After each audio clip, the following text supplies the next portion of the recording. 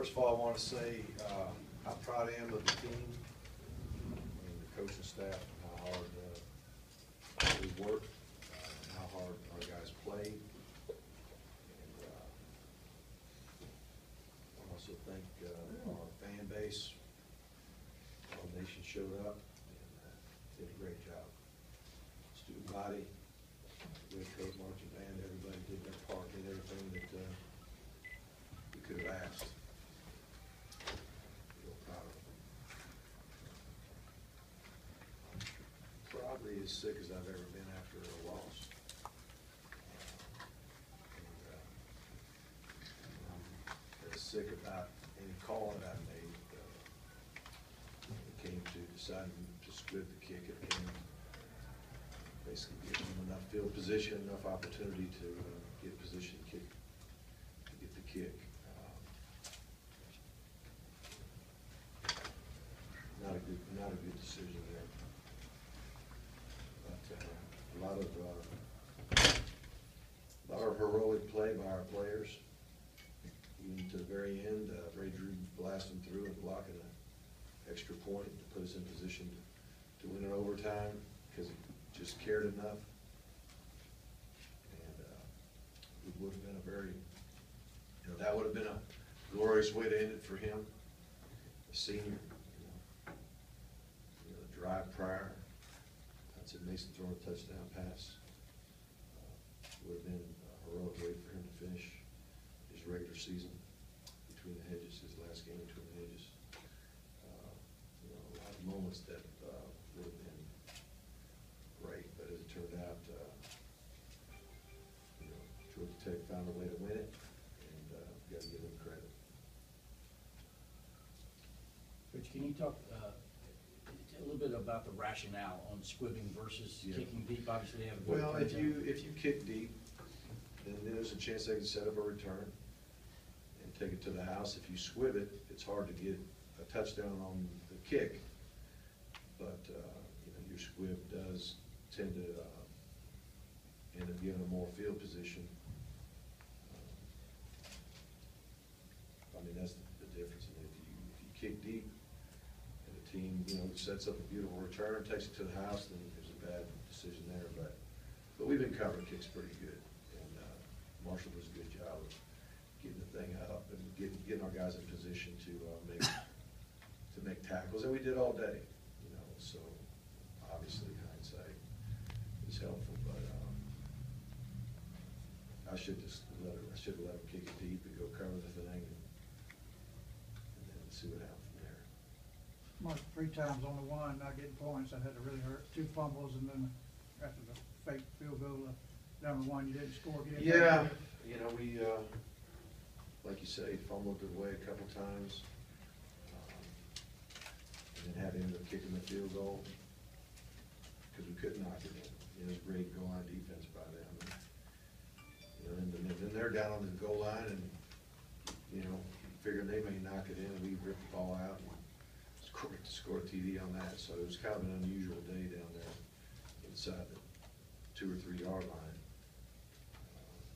I don't think anybody would have predicted that.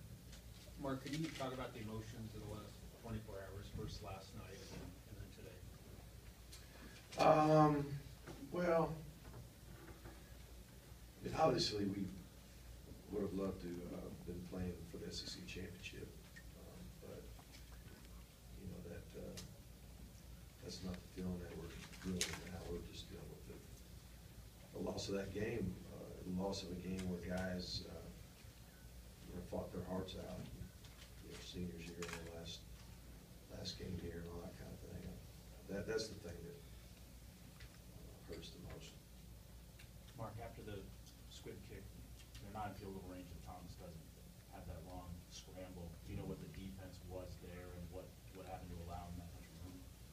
Well, he's a good scrambler. I mean, it's hard to keep a guy like that hemmed up. And, we're just playing, playing to make sure they didn't, throw the ball down and into that position. We played more coverage, and but as we're covering, it creates space, and he did a good job of scrambling. Very good athlete. them on the call, just down there play. Early on, they were still able to convert some third downs, but you guys were able to get some stops. What allowed them to really start finding some regularity there? On third downs, well, it just, reducing the yardage to third and short, basically. They were really established their runs, up the gut, and we were struggling with that. And when you're able to get 3, 4, 5 yards a pop, it reduces that third down yardage quite a bit, so that was really the biggest issue, not winning the first down. You guys were kind of snuffing out the B-back dive in the first half. I assume they made some kind of adjustments. What were they doing that turned that into such a success in the second half? Well, I think you just keep hammering it. And, sometimes you just got to be patient, and that's what they were able to do, be patient with it. But it was not rocket science. These guys coming off the ball, and even when we did, make our tackles, we weren't really doing a good job of knocking them back. But overall, I thought our defense played pretty darn good, played good enough to win. Mark, you've been talking all season about the ball security, how you've had fumbles, but you guys have got on top of them. Yeah.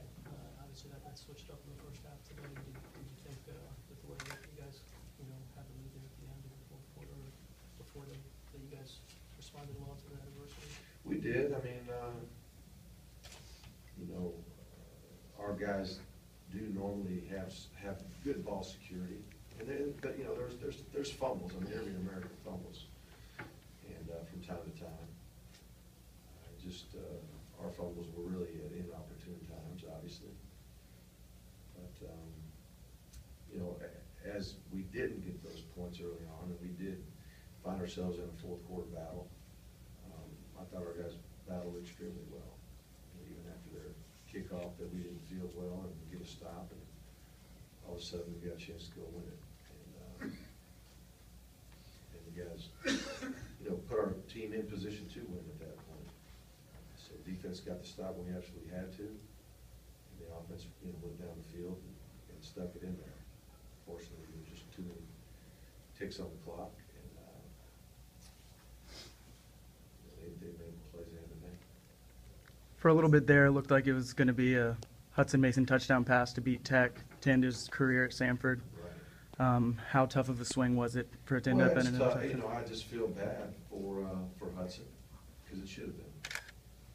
Should have been. Feel bad for everybody. Y'all didn't seem to have the ability to get outside with the run as well as y'all usually do. Were they just really? They did a good job. We didn't create the edge as much as we would have liked. We ran some plays that were designed to go there. Most of them cut up, but they wanted to make sure that if they did line up inside our tight end, it seemed like they were wanting to take the gap outside and force our outside plays up inside, and they did a good job there. You said you were as sick as you've been after a game. When did you know you made a mistake there? Immediately? Well, no. I mean, I didn't like the amount of yards that they got off of it, but bottom line was when they got in position to kick it, after one play.